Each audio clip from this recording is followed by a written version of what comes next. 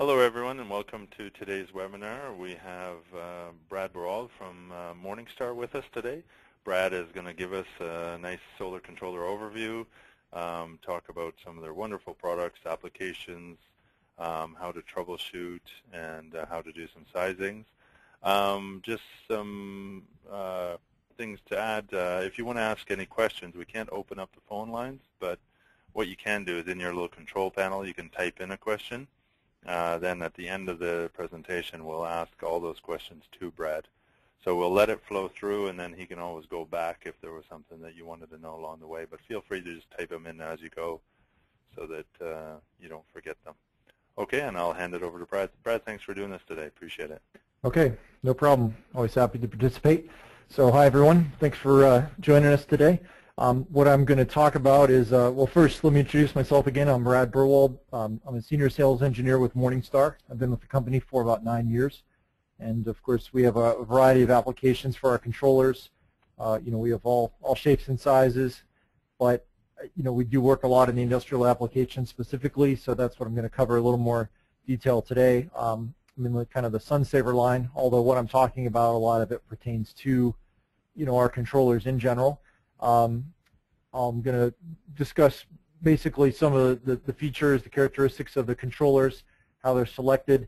We will do some sizing. I'm going to break over to our web tool to show you that. And importantly, in the end, I want to cover some troubleshooting scenarios as well, because there's certain things you can maybe learn about how the controllers work in order to diagnose, how they're functioning and maybe eliminate any problems in the field. Okay, so let me go ahead and get started. So a bit brief intro for MorningStar. We're the leading supplier of controllers globally. Last year we sold about 250,000 units, and we distribute all over the world. North America is, of course, our biggest market. And as I said, we do a lot of industrial applications, of course, all on off-grid. Battery charging is sort of our thing. And we really are trying to provide a really high-quality product. It's designed to, it's not just a plastic box. It's a really ruggedized, high-temperature, rough environment type of controller. Our main advantages: very low failure rates. We track all of our warranty units, 100% in-house design. So all of these products, the reason we can talk at a high level of detail about their operation is because we've designed and engineered all the controllers we sell. We don't stick our name on anything. We sell through PV distribution channels. So HES is, of course, one of our valued partners. We work with them because they know solar. They've got the other products, batteries, solar modules that are, critical to the packaged solar system, and we trust that they're going to represent our products in the best manner, and we support our distribution network, and that's really why I'm here, to provide some detailed training on our controllers. So one of the, or many of the features of our products that kind of go across the board are, first, as I mentioned, high quality. We produce all of our products in an automated ISO 9001 production facility, so everything is very high quality control level. Every unit we offer is digitally calibrated, tested, logged by serial number, so we make sure that there's no DOA units. Since we do provide off-grid solutions, all of our controllers are usually in remote power applications, usually really remote, so lightning protection is a must.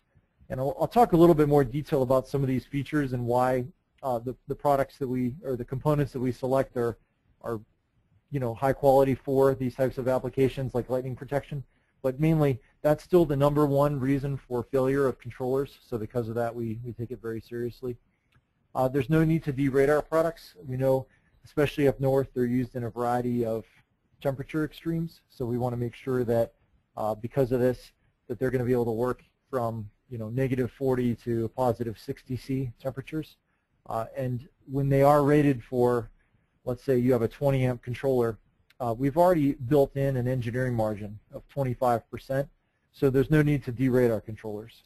They're already specified to be used up to that maximum temperature at their full power. So there's really no reason you need to reduce that rating by any amount. We generally have a expected 15-year life for the products. They have a standard 5-year warranty, but we fully expect them to be out in the field for 15 years or more.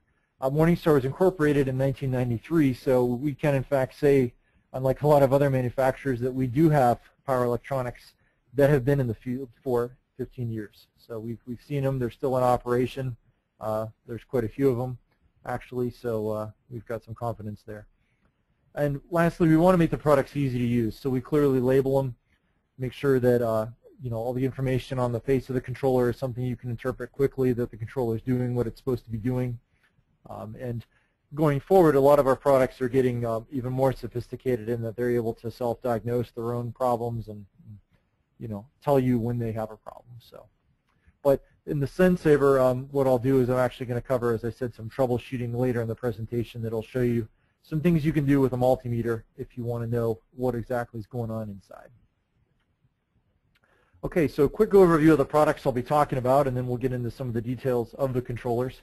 The SunSaver is probably is, for a matter of fact, our highest volume product. It's one of the products we've had in the field for the longest time. This is the second generation SunSaver. We're going to be releasing later this year a third generation product, so that'll be an even newer product with some new features and enhancements that we've added to it. This controller comes in a 6, 10, or 20 amp rating, and we have both 12 and 24 volt systems. So it's used all over the place. I mean, this is a common controller in RVs, boats, but its main specific application is small professional and consumer systems. Oil and gas being a big part of that because of the way it's designed.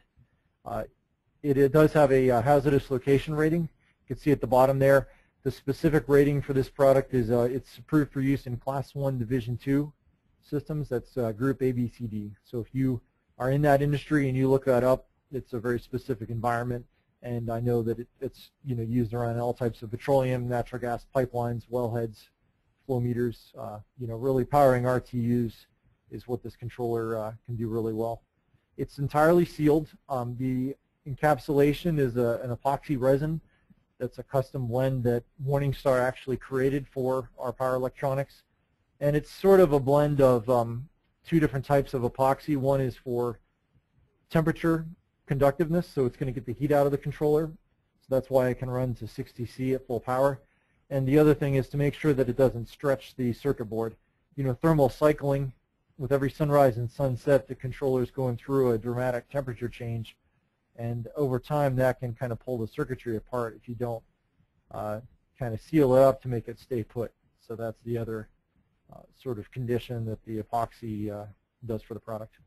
And everything's built in an anodized aluminum enclosure. The temperature ratings, as I mentioned before, -40 to +60 C up to its full nameplate rating.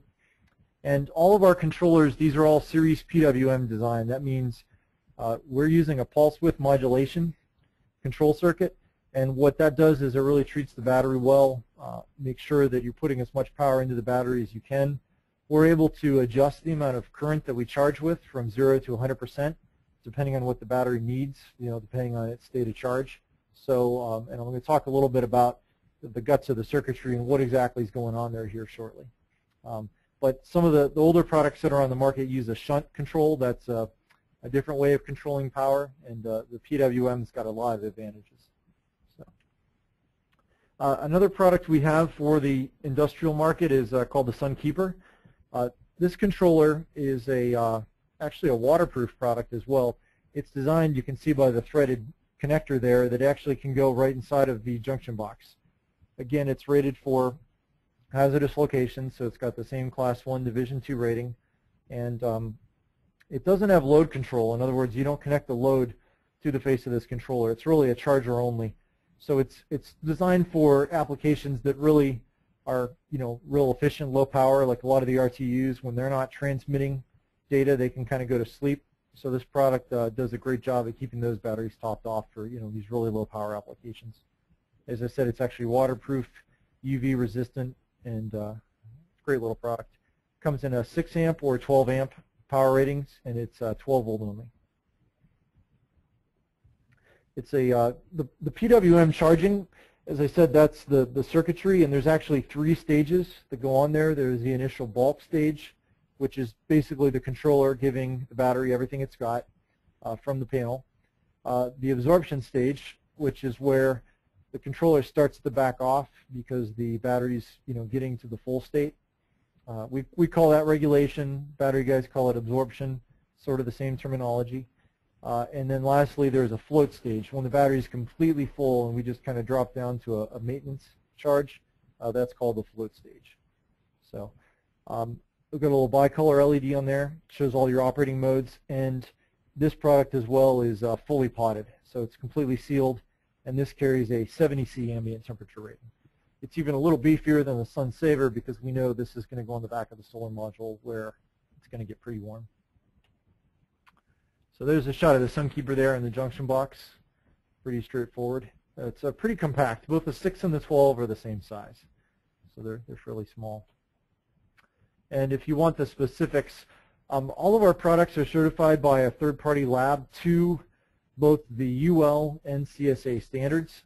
So these standards are set by these agencies, you know, the CSA group and up in Calgary is what we go by, and the UL group in Chicago for UL 1604. But basically, there are 2 classifications for the same thing, which is these non-incentive sites. In other words, to put it in layman's terms, we don't want to cause any extreme temperature or arcing that's going to cause an explosion. That's what it comes down to. And that's what this product is certified to do, is under normal operation, it's not going to do that. We don't have any relays. There's no arcing, metal contactors, that sort of thing. So to talk a little bit about the circuitry here inside of the controller, as I mentioned earlier, there's sort of 2 products. We mainly compete with a specialty concept product that's on the market, the ASCs. They use something called a shunt control. And what that does is, you can see in this circuit, if I can get my little fake laser pointer here, the PV array is connected through in a circuit with the battery, okay? And what the shunt control does is it actually is a bridge between those circuits, and it's going to short circuit the PV array. And I know normally a short circuit sounds like it's going to cause damage. In this case, it just shunts that power off through like a bypass. Instead of going into the battery, it goes through the shunt control, okay? And that's kind of a simple way to do it. You just short it, and then the power goes through the controller itself instead of the battery. But there's a couple issues with that. One is it heats up the controller a lot. It's not the best thing for the module long-term either. And you also get the need for this blocking diode here. Since the battery is still connected to the solar module, during the night you have to make sure that the power is not going to flow from the battery back into the solar module, so this diode has to be put in place. And the problem with diodes of this size is that they have about a half-volt drop across them. And that's essentially lost power across that voltage drop, okay? And so this is the basics of shunt control. It's not used in the industry too much, at least not on the more modern designs. What MorningStar does is we use a series control circuit, okay? So in this case, what we do here is we're actually able to interrupt. We use a voltage sensor, and we're actually able to break the circuit entirely between the array and the battery. So instead of shunting the current off to another path, we just completely shut it off. So the battery can rest. The module goes to a what's called a high voltage open circuit state. If you look at your module spec sheet, you'll see a VOC rating. It's usually around 19, 20 volts. The module is going to kind of raise up to that high voltage state, and there's going to be no current flow. So it's not really producing power at that point. It's just in a rest state. And that's a lot easier on the module. The current's no longer flowing through the controller, so there's a lot less heating and stress on the power electronics. It's got the system actually disconnected, so it improves against lightning issues. And the MOSFET actually acts as the blocker instead of this Schottky diode, so that's a lot more efficient on the power. Okay, it is a little bit more expensive to actually design. You know, we use it because we think it's a better way of doing things. You know, with some of the more modern power MOSFETs on the market, you know, they're very efficient, so the technology gets better and better, you know, as we upgrade our products. As I said, we're moving on to the 3rd generation SunSaver, so you know, we're always trying to incorporate the latest and greatest electronics because there's always advances being made, just like processors and memory and everything else in PCs. So that's the 2 different types of charging circuitry I wanted to review, the shunt versus series. So MorningStar uses the series control, and the other thing we have as well then is we have pulse width modulation. Okay, so that doesn't have to do as much with the circuit as much as how we treat the circuit. In this case, we're able to use pulse width modulation to control the power. Okay, so again, back to the competition here.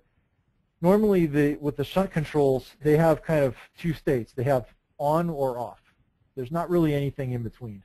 So what you get is you get either you reach a full battery voltage of, say, 14.4 volts, and the circuit's going to turn off. Okay, so your current drops to nothing. It's either all on, 100%, or all off. So when your current drops to nothing, your battery voltage is slowly going to discharge because your load is going to drop back down again. So you're cycling the battery at this point. You're working it up and down. It's going to turn back on, charge it back up, drop it, turn it back off. So it's kind of this slow daily cycling that the battery goes through. Okay, but just because the voltage hits this point doesn't mean that the battery is actually fully charged. Even though you're seeing this voltage, all the current that can go into the battery hasn't actually gone into it. So you're only at about, it depends on the battery type, at 65, maybe 70% state of charge. Because voltage alone is not enough to determine how full the battery is. You've got to see how much current is it able to accept. Only when it stops accepting current is it totally full. Not to make a generic analogy here, but you may start to get full of food, but you can kind of keep eating if you really want to. It's only when you kind of sit back in your chair and just say, okay, I'm full, I'm done, that you really are not going to accept anymore. And the battery is sort of in that way. It's not going to stop accepting current until it's at 100%. Okay, and that's what the PWM algorithm is going to do. Is we're able to let me just jump ahead to the next slide. We're actually able to hold the voltage constantly at this regulation point. Okay, this 14.4 volt level. If you're using a sealed battery, it's usually about 14.1 volts. We're going to keep that voltage constant, and then instead of just shutting off and letting the battery drop back down again, we're going to hold it, and we're going to constantly pulse the output. We do it about 300 times a second, and that pulse width modulation is controlling the amount of current. So you can see on the bottom graph here that the current going into the battery, and this is like kind of throughout the day, you can see starting at around noon the battery hits full charge. That current is going to gradually be reduced. So this absorption period, it might take a couple hours. Normally it can be 2 to 3 hours where the battery is accepting current, but it's less and less. So you may have 20 amps of solar on the controller, but at the end of the day, in the afternoon, it might only be putting about 2 or 3 amps into the battery because it's more or less full. So that's good because it leaves your battery sort of topped off for the nighttime and able to get through the night until the next morning when the sun comes back up. Okay, so the advantage here is we don't cycle the battery, we keep it topped off. The more you charge and discharge the battery, it only has a set number of cycles it can go through. So the more you keep it at 100%, the longer it's going to last. Batteries that are used in UPS applications, they're used in a standby application. They can be kept on a sort of a standby period for many years. I mean, a long time, 10 years. And if they're kept full, they're not cycling, they're not going to wear nearly as much. So that's really what we're trying to do with the PWM is to keep the battery at a high state of health, at a full state of charge, and make sure it's going to last. The other benefit of the pulse charging is when your battery does start to age, you're going to get sort of a chemical buildup, sulfate, on the battery plates. And this pulse charging, it sort of, at the molecular level, shakes that sulfation off the batteries. It sort of shocks them into releasing some of that sulfate back into the acid electrolyte. And that's also going to help with the, maintaining a long life for the battery. You might have seen there's products called desulfators on the market. That's sort of what they're doing is they're trying to kind of recover, an aged battery back to health. The PWM is really doing something similar. Okay, so again, to summarize, with the constant voltage PWM, the controller is always on. It doesn't ever shut off and stop charging. It just reduces. It's like turning the volume down. It reduces the amount of current. When it reaches full, it's going to maintain the voltage at a constant value. Tapers the charge current. The amount of current into the battery is determined by the battery. We have kind of a feedback loop there that the controller is going to measure the battery and how much it wants to take. we're not going to overcharge it, but we're not going to shut off either. We actually control the PWM at about 300 hertz, so it's pretty low frequency. And the pulsing, it really improves the battery charging. As I talked about, it has a desulfating property. Okay, so a few of the other features, and I kind of want to explain what these things are doing because it's important to understand how the controller is going to operate. This is a really important one because I think I get probably more questions on temperature compensation than I get on about anything else. When you're looking at the SunSaver's operation, you're looking at your battery, everyone always wants to second guess the controller. They want to say, well, is it charging too hard? Is it not charging my batteries? If my batteries are dead, is it because there's not enough sun, or is it really the controller's fault? What's going on? The temperature compensation comes up because it's a little bit tricky to know where your charging voltage should be because it varies. This is a graph that's showing volts per cell. There's 6 cells in a 12-volt battery, so this is volts per 2-volt cell. See, when a battery gets cold, you have to charge the battery harder to overcome that sort of resistance that a cold battery has. Okay, it's not going to want to get the chemical reaction going to allow the charging to take place when it's that cold. So what you have to do is you have to charge a little bit harder. Okay, so lead acid batteries, they require about a negative 5 millivolt increase in charge current for every degree C colder than room temperature the battery is. Okay, so on a 12-volt system, that would be 30 millivolts for every degree Celsius. Okay, so if you look down here at this graph, I just showed some examples. Let's say for a flooded battery, you're going to charge it to 14.4. It's the same for flooded or sealed batteries. You're going to charge the battery to 14.4 volts. That's at room temperature. Okay, but we all know in these remote sites, it's far from room temperature.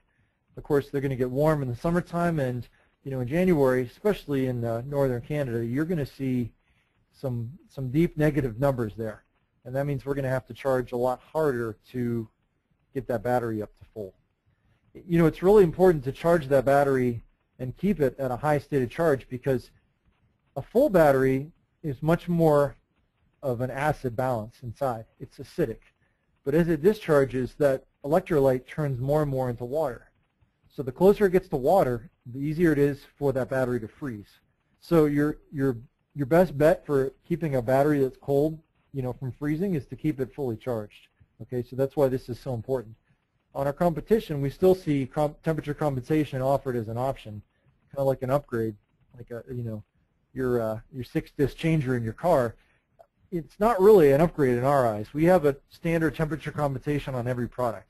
You don't really see how you can charge the battery correctly unless you're adjusting for temperature, especially in extreme cold.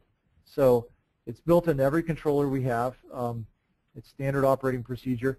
In this case, if you look down here, just as a cold battery increases the battery voltage up, when a battery is hot, you actually have to decrease voltage because that chemical reaction is actually taking place very quickly, and a little bit of charging goes a long way. So you actually got to back off a little bit.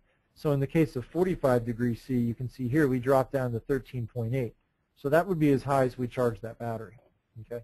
So what I'm trying to show as an example here with temperature compensation is it's a good idea to kind of know what temperature you're in because sure enough, December comes every year and I start getting phone calls. Everyone says, hey, my battery's at 15 volts. Your controller's overcharging it. The thing's going to burst. It's like, well, it's definitely not going to burst because it's so cold. We need this high voltage to overcome that slow chemical reaction. So if you're in a cold environment and the temperature is close to 0 degrees, you're going to see close to 15 volts for the charging voltage, okay? Because that's what the battery is requiring at that point, okay? So that's not normal. I'm sorry, 15 volts is not abnormal when it is that cold. If you saw 15 volts on a summer day, you do have a problem then because you should not be charging that high, okay? All right, so that summarizes temperature compensation. Remember, if you guys have any questions, just jump in anytime. I think you could type them in there, and then the guys will hit me verbally if we've got anything to go over. And of course, I can always come back to any of these slides when we're finished as well. Yeah, Brad, looks like you're going well, so keep it up. Thanks. Okay, sounds good. Okay, so the other feature is low voltage disconnect. All right, and not all controllers need low voltage disconnect. It's an option on some of our smaller controllers. The reason we provide it is because the controller, it's not just a charger. We're managing the battery in a lot of different ways. One of the things is of course, sometimes you've got to disconnect the load in order to save the battery if the battery gets too low. If you do not have enough sun for a couple days, your load's using maybe more power than you expected, you might have to disconnect it. Some customers do not want the load ever disconnected. That's fine. That's understandable. You can run the battery to near death, and that's fine because we know some of these applications are very important. We do a lot of work in the railroad industry. Those guys will size batteries to have 2 to 3 week days of 2 to 3 week periods of autonomy, meaning you can have the worst weather, cloudy every day, and that system will remain in operation for 2 to 3 weeks. That's because we're powering crossing signals, and you do not want cars driving through an active crossing if there's train activity. Okay, so in those critical applications, you can run the battery down. But in systems where you can disconnect the power, we do provide LVD, and that's going to make sure the battery doesn't go too low of a state of charge. That's going to help the battery to last longer, and keep it from seeing. If you see 9 volts in your battery, you're already causing damage to it. We disconnected about 11.5 volts. That's about 20% remaining state of charge. 20, in this case, 25%. It varies by product. Some are 11.4, some are 11.5. The controller will disconnect the load, and then it will automatically reconnect it once the battery recovers to a little bit safer, more healthy state, about 12.6 volts or 45% remaining capacity. And then hopefully it can find its way back to full before too long. Okay. And what we do is, the reason we have that 1.2 volt difference there between LVD and LVR, which is low voltage reconnect, is if we made them too close together, then whenever your load turned back on, it would cause the battery to sag again. It would disconnect, and you'd be stuck in a vicious circle there with the load turning on and off all day long. So we make sure that if we do disconnect, that the battery has a chance to charge back up again, and it's kind of back on its feet before we put the load back on. Okay, but proper system sizing, which HES is of course going to have done for you for a lot of these systems, is really proper to make sure that you don't go into LVD. It's not a bad thing if you see an LVD every now and then, because it's going to happen. There's going to be bad weather days, but if it's happening on a regular basis, it might be time to replace your batteries or maybe reevaluate the system, because it sounds like you're using a lot more than you're putting back in, and it's just not keeping up. Okay, so that's the LVD functionality. As I said, it's optional, and if it's ever on a controller, it's specified with the L in our models. If a SunSaver 6L is used, that L signifies low voltage disconnect. If you ever want to bypass it, that's totally fine. You can just connect your load directly to the battery posts, or I'm sorry, not the posts, the battery terminals on the controller, and then you'll bypass that. Okay, another feature we have here is lightning protection, and that is built into all of our controllers. When I say lightning protection, I'm not saying that the system is lightning proof, like we're going to be absorbing bolts of electricity. There's not a whole lot you can do if lightning strikes close to your site. It's probably going to cause some damage, just as lightning does with just about everything. You're talking about 1 million volts and a whole lot of joules of energy. So the best thing you can do at the system level is provide a surge arrestor. Those are pretty high-end. They actually absorb the burst, and they usually kind of sacrifice themselves in the process, but that's an option you can put in the system. What MorningStar puts in all of our controllers is we use something that's a little bit smaller, but it sort of protects the controller from little transients. There's little discharges kind of through the ground that can occur hundreds of times during a storm that can kind of damage sensitive electronics. So what we do is we put those TVSs inside the controller to prevent those little ground spikes from coming up and causing damage to the power MOSFETs. Okay, those lightning surges, the ones that come through the ground, they're not a lot of current, but they are enough voltage that they can kind of jump into places that they shouldn't be in the controller, and that's what we're really trying to protect there. So there's 2 ways you can do it. MOVs have been on the market for a long time, metal oxide varistors. We use something that's a little more sophisticated. It's called a TVS, transient voltage suppressor.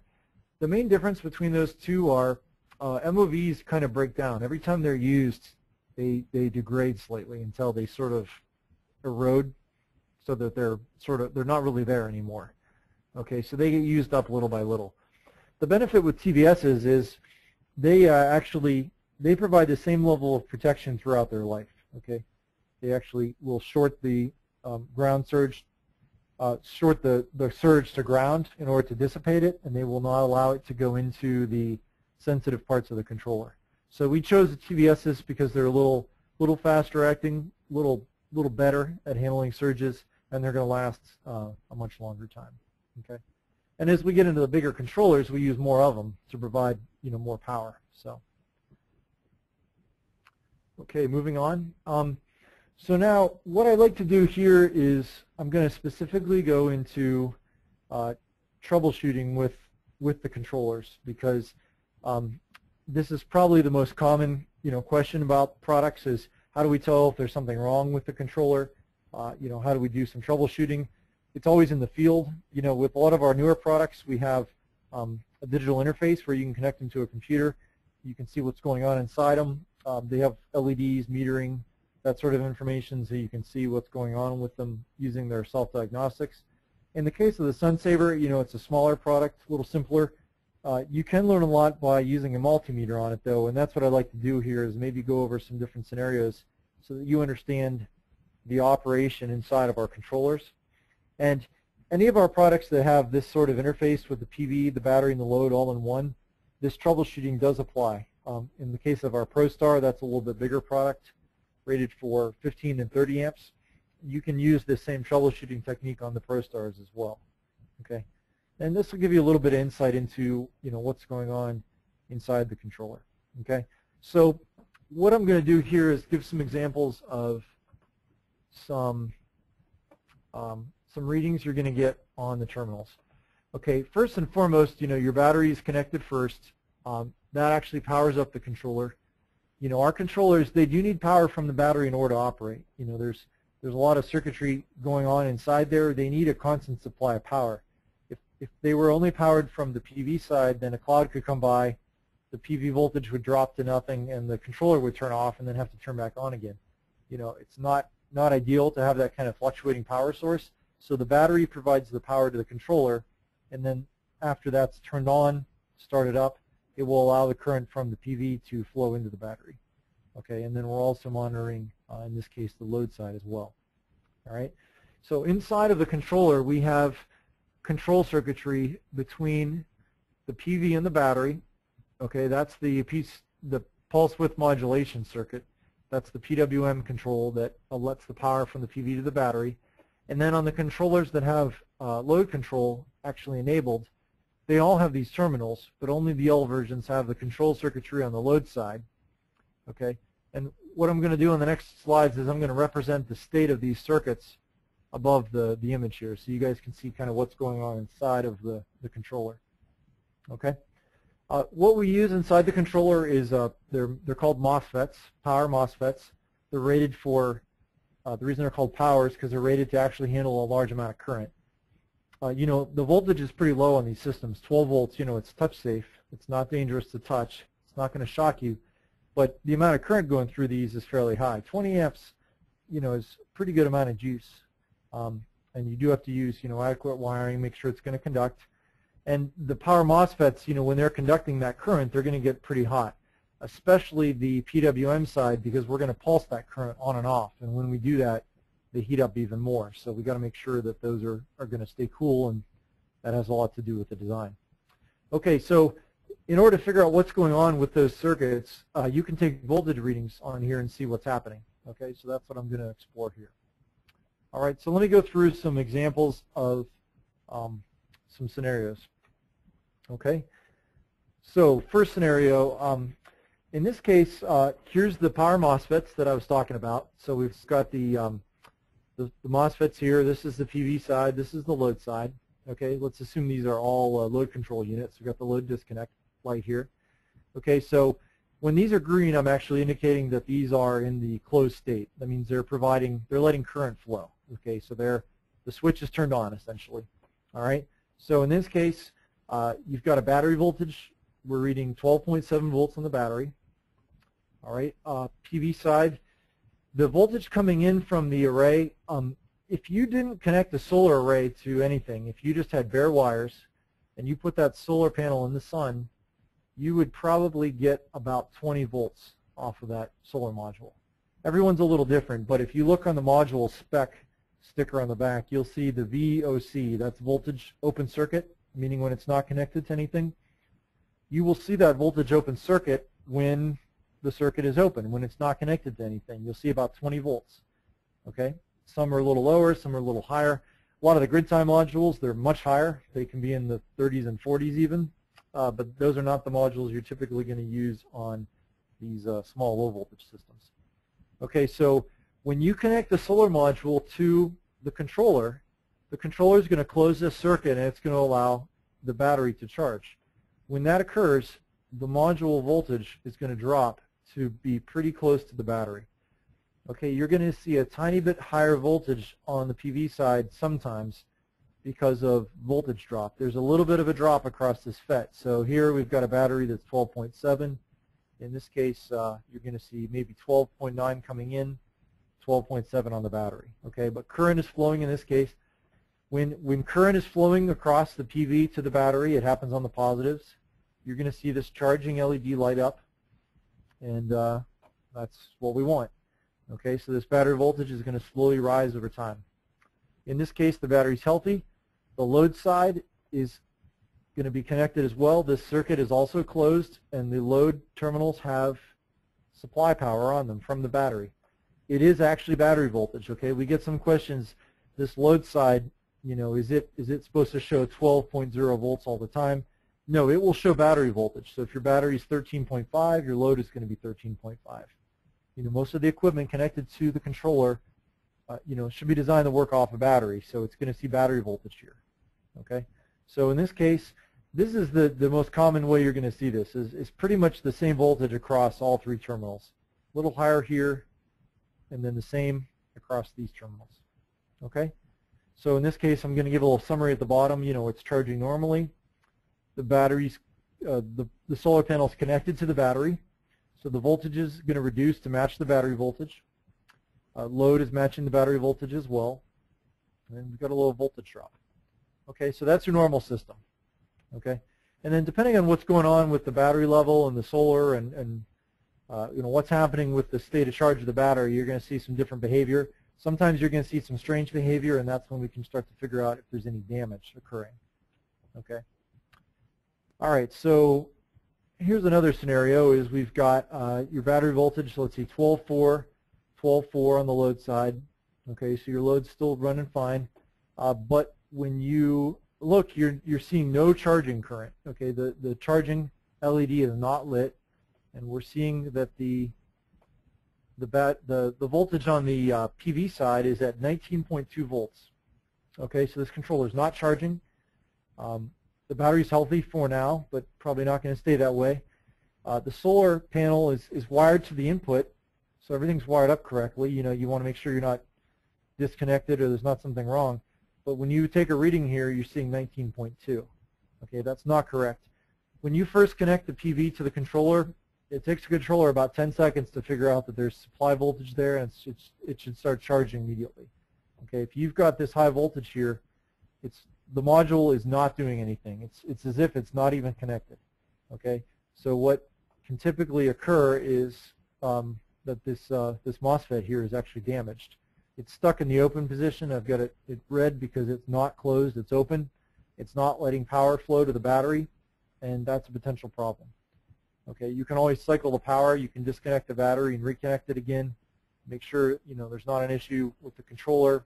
Maybe just resetting it. You know, that's always a good way to start. But if it's not closing the circuit and this voltage is not matching battery, then you're not charging. Okay, so that's a problem. Let's see. Okay, so moving on. That's an example of a damaged FET. See, the MOSFETs, they have two states. They have open and closed. They can fail in either case. Normally they fail closed, but they can sometimes get stuck open. There can be damage where they're not conducting properly, and in this case, not charging the battery. Okay. So, next scenario. In this case, we've got a 14.1 volt battery. So let's say it's springtime. It's about 26 degrees Celsius outside. Your battery is a sealed type. So a sealed battery would have the jumper actually in place, and right here across the jumper, select here, and you've got 14.1 volts on the battery. Okay, that's the voltage you want to charge the battery to. So you look at your voltage in your array. Your open circuit voltage, let's say it's usually 19 or 20 volts per the sticker on the back of the module. We're getting a reading of 17.2 volts. Okay, so what's going on in this case? Well, it sort of looks like the last slide because you've got a high voltage here and a low voltage here, and I told you that's not correct. What is happening in this case is the difference. With our previous slide, the battery was not full. In this case, the battery is at its regulation point. Okay, so what the controller is doing here is it's in regulation mode. Okay, it is charging, so that's correct, but it's not charging full power. PWM has been turned on, the battery is in the absorption stage, and we are pulsing the current into the battery. When you are in this pulse charge state, this MOSFET here at the top is rapidly turning on and off. It's in both on and off states at the same time, pulsing that current. When you do that, the voltage on the array is going to start to rise. You're using less and less of the charging current, so the voltage on the array will start to gradually rise to its natural open circuit state. Okay, so that's what's going on here. So the voltage is a little bit higher, but it's not full open circuit, and you're going to see this only when the battery is at its regulation point. Sometimes you can actually hear the pulse width modulation occurring. If you listen to the controller, you can sometimes hear a little bit of a singing coming from the controller. Hopefully that will not cause any interference, but it sometimes is audible, across the circuitry. What you're doing is you're not actually hearing the 300 hertz. You're usually hearing a harmonic of that, okay, coming from the controller. Okay, so the voltage on the PV array, when it starts off in bulk, it's going to be at 14.1. It's gradually going to rise, and it can go as high as open circuit voltage. If you see a battery at 14.1 volts and this PV array is close to open circuit, it's probably because the controller is just about ready to finish charging the battery. It's using almost none of the energy of the PV array. The battery's perfectly at 100% state of charge. Okay, so that's a good thing. Okay, so moving on. Another scenario here is we've got a battery that's at 11.1 volts, and we take readings. The PV is at also 11.1, so that's good. We're charging. The charging LED is lit up. Your battery is receiving full power. The circuit is completely closed, so we're seeing full power. That's bulk charging. That's the bulk state of the control stage there. The problem is the battery is too low, so the controller is trying its hardest. Maybe it just turned on in the morning, so it was discharged during the night. But in this case, hopefully it's going to charge back up again. But the low voltage disconnect has been activated. You can see the LED is lit up. It's in load disconnect. And when you take a reading on the load side of the controller, of course your load is off at this point, and your load reading is probably going to be about 2 volts. Okay, it's not going to be 0. MOSFETs, they're not relays. They don't physically open a contactor and break that circuit. They're a solid state device. Okay, so you can read about MOSFETs online, but basically it's happening at the molecular level. That MOSFET junction is not going to let current through, but you see just a little bit of voltage come through. That's called leakage. That's normal. Okay, your load is still not going to be turned on. Okay, and that's one of the benefits of MOSFETs. They're extremely efficient, extremely fast. There's no clicking, and most of all, they are not going to break like relays are as well. Okay, but your load side reading it's going to be 2 volts, and that's normal. Okay. So moving on, you can see in this case the load FET is in the open state. Okay, and that's correct. Okay, in this next scenario, it looks similar to the one we just saw, but I want to illustrate this because this is a question that comes up quite often as well. Okay, and now we're at 11.9 volts.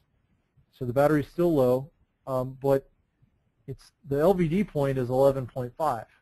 And my voltage on my battery is at 11.9. So why is my load still off?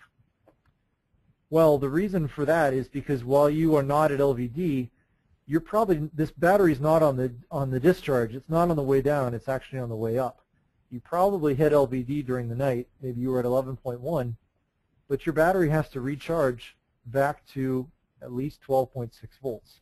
It has to hit the LVR point in order to turn the load back on. Okay, so you are above 11.5, but your load is not going to be turned on until your battery is at a safer level. That would be 12.6. Okay, and we get a lot of questions. Well, can I have it turn on now? But it's not a good idea because there's a chance that your battery is just going to drop back down again as soon as you put the load back on it, and you're going to be right back where you started.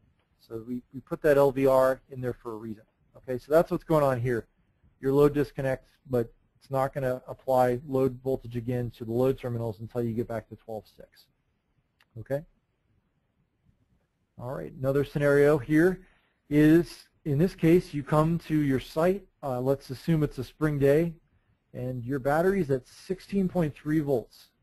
Okay, it sounds like a pot of boiling pasta at this point, and it's not good. If it's a sealed battery, it's probably had its valves opened and you're venting gas as well as water. Definitely not a good thing. The controller, it's going to temperature compensate to charge a little bit harder, but in this case it's not a cold day, and definitely it should not be up to 16.3 volts. You can do the math with the temp comp, and there's no way this is ever going to occur. All right, so what you can do is you can actually take the solar module off of the battery, and you can take a reading on those PV side. If you remove the if you remove the solar module from the PV terminals in this case, you take a volt, and what I would suggest you do is wait about 10 minutes. Okay, the reason I tell you to wait 10 minutes is because that's about how long it's going to take the controller to realize that the solar module is actually gone. Okay, we only are able to check about every 10 minutes. Just because you don't want to check too often because it wastes power, because you have to stop charging for a second when you do that. You remove the solar module from the PV side, wait about 10 minutes, and then take a voltage reading there.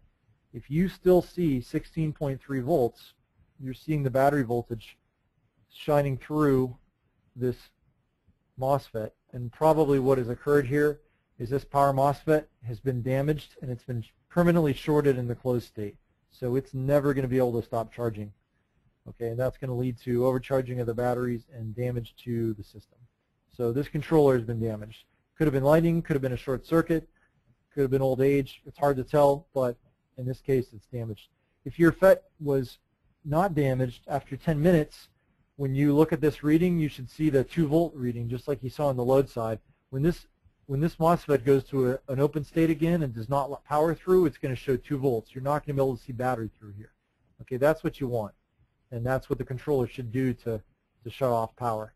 But in this case, that's not happening. So this controller needs to possibly be replaced under warranty from MorningStar. So give us a call, talk with HES. Okay, what you're essentially looking, and here's another quick tip. If you guys are familiar with the different functions on a multimeter, you're familiar with continuity, you can actually disconnect the controller entirely from the whole system. You can hold it in your hand with nothing connected to it. You can take continuity readings on the positives between the positive on the PV, the battery, and the load. When there's no power on the controller, those should all be disconnected. They should not be connected to each other. If you're able to read continuity, if you hear that little beeping tone from your multimeter between the battery and the PV positive, or the load positive and the battery positive, that means that you're seeing conductivity through there even with no power applied. Then that's another good indicator that that MOSFET has been permanently shorted in the closed position, and it's shorted through. So whatever it's doing, there's no way the controller is going to be able to ever open that up again. So it's either going to be permanently in the load on mode, which means your load's never going to be able to be turned off, or in the case of the PV, it's even worse because it's going to be in a permanent state of charging, which is probably not good. All right. And the last scenario is, in this case, let's look at the data here. You got the battery charging. PV looks normal. Battery is low, but it's charging. It should be rising. Charging LEDs lit. In this case, we've got the load disconnect light is on. It means that the circuitry is indicating that the load disconnect should be activated. But the problem is, when we look at the voltage here, the load is still running. We've got battery voltage at 11.1 here. That's the exact same as the battery. That should not be the case. This load disconnect has been activated. This should show 2 volts and the load should be turned off. It's not. So the problem here is we probably have the same issue we had on the previous version, but on the load side. This load FET has been permanently shorted in the closed condition, so your load is never going to turn off. You know, this controller may be fine for a month. It's just that if you're counting on load control to save your battery when it gets low, that's not going to happen in this case. The controller has lost the ability to use the load disconnect. That may or may not be a deal breaker for you. If you never use a load control at all, then you probably don't care, but it has been damaged in this case. Okay? And what happens is you may come back and find that your load is off, your battery is at about 8 volts, and the controller is actually shut down completely. And that's a problem because it's never going to come back online again because the battery is beyond dead. It's completely flatlined. So that's not a good state either. All right. So that's pretty much the end of my troubleshooting for the SunSaver. So hopefully that gives you guys some examples of the scenarios you're going to see with different modes of failure, different things going on in the system. As I said, if you really find your way around a multimeter, you can learn a lot about what's going on inside the controller just by taking voltage readings. You don't even really have to take current readings because if you look at the voltage on one side versus the other, between those switches, you know if there's current flowing or not. You don't really need to see an amp reading on your meter and wire the circuit in series or any of that stuff because the volts will tell you everything you need to know. Okay, so that's my last troubleshooting there. One other product I did want to pitch at the end here is the SunSaver MPPT because this is another variation of the SunSaver that works in a little bit different way. Okay, now I should note first and foremost, since I'm talking to the industrial crew here, the SunSaver MPPT does not have a Class 1 Division 2 rating, okay? It's able to accept up to a 75-volt input. Okay, that's a great thing if you're using high-voltage modules from the grid market in your battery-based systems. Okay, but that voltage is a little on the high side, and we have capacitors inside here. Okay, this controller, you might see some sparking when you're connecting things. Okay, if you're at a natural gas wellhead, that's not a good thing. So this does not meet Class 1 Division 2. Okay, just wanted to let you know. But if you are able to place the controller outside the zone, these can provide a great function for taking higher voltage modules and charging a lower voltage battery. This controller has a DC to DC converter in it, and unlike the ones I just showed you where they connect the solar and you'll see the solar voltage the same as the battery, this controller can have a 52 volt input on the PV side and a 12 volt voltage on the battery side. And inside, the controller is actually converting that high voltage to low voltage and boosting the charging current as a result. If you're familiar with, you know, watts is current times volts, you can take one up and the other one goes down, or take one down and the other one goes up. So that's what we're doing here, is we're dropping voltage to boost current, and that's what we do to charge the battery. So the benefits, again, PPT. You know, you're going to get a good selection of off-grid rated modules that are lower voltage from HES, but they have other lines as well, and the PPT controllers are able to take those voltages and charge the battery. Okay, so the benefits of PPT is you get a bit of a boost in power from the module. Those modules sometimes can be a little more low in cost per watt. Also, if you're running the voltage of your array a little bit further, you can use smaller wire. You can run them a little bit longer distance because your voltage is higher, your voltage drop, and the size of the wire you have to use for that input is not as high. And the nice thing is, like I said, it takes you could get a 24-volt module and charge a 12-volt battery. And we have a higher voltage rating of this as well. We have a 150-volt version called the TriStar. And these are sort of how we differentiate our products. The families are PPT and PWM, and they have different functionalities. This controller, you know, it is a more premium price. I have to let you know, PWM controllers generally are about twice the cost of their PWM brothers, but they provide a lot of advantages. In this case, this controller is also a lot newer, a little more sophisticated. We've got a data port for you SCADA guys. This is actually a Modbus data port, and it can also support a remote meter. So if you want to get data out of the controller, we've got some data logging and other functions in there too. When we upgrade the SunSavers to the Gen 3, there's going to be a new version of the SunSaver that is a higher end model that's available as well, in addition to the normal ones, that will also offer this data port. So if you want to get charging data, data logging, Modbus, SCADA info out of that controller, you'll be able to do that with that high-end model.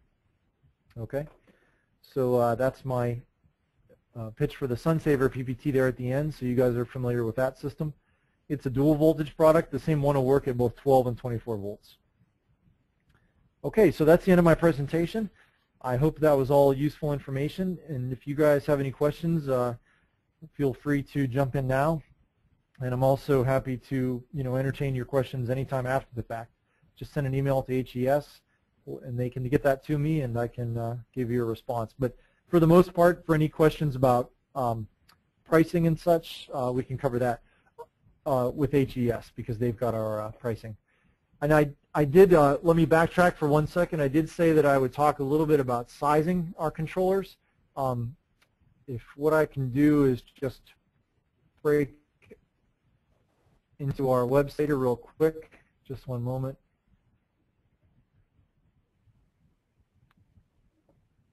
What I'm going to do is share our website real quick, and I just wanted to point you guys to, let's see if I click. If you go to our PPT controllers, you'll see here a link to MorningStar string calculator.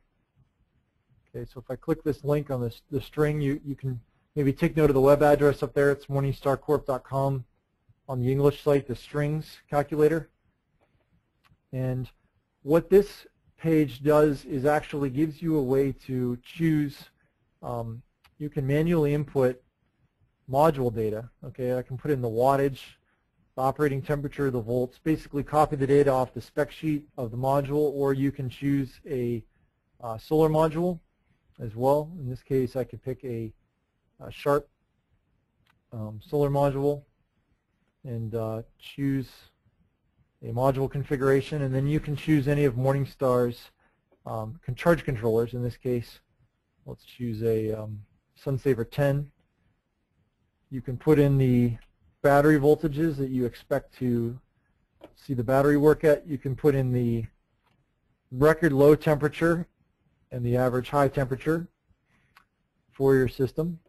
Okay, so battery voltage range, temperature range. It's important that you put the record low temperature for this system because the record low is the coldest the modules are ever going to get, the coldest the battery's ever going to get, and that's what you want the system sizer to know. And then you can hit calculate.